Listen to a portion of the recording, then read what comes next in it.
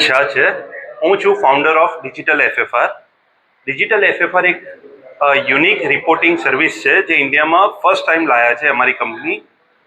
આ રિપોર્ટની ખાસિયત એ છે કે તમારે સ્ટેન્ટ મૂકવું કે કેમ, ખાસ કરીને બોર્ડર લાઇન લીઝન હોય, જ્યારે કોઈ પેશન્ટની એન્જિયોગ્રાફી થઈ હોય હાર્ટની અંદર અને બોર્ડર લાઇન કેસ ડિટેક્ટ થયો હોય, તો એવા કેસમાં આ રિપોર્ટની ખૂબ જ જરૂર પડતી હોય છે.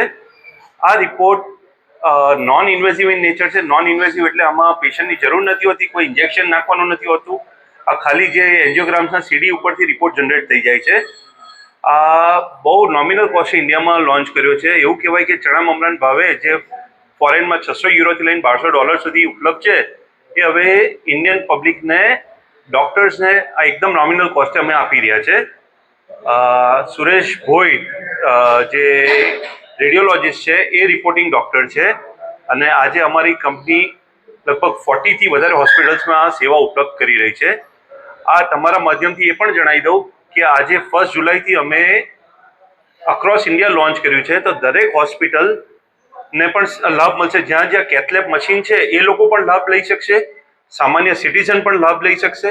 એ લોકોએ ખાલી અમારા કસ્ટમર કેર પર કોલ કરવાનો રહેશે અથવા મિસ કોલ આપવાનો, વોટ્સએપ પર હાઈ લખી શકો છો અથવા મારી વેબસાઇટ પર વિઝિટ કરી શકો છો અને આ રિપોર્ટ તમને મળી જશે.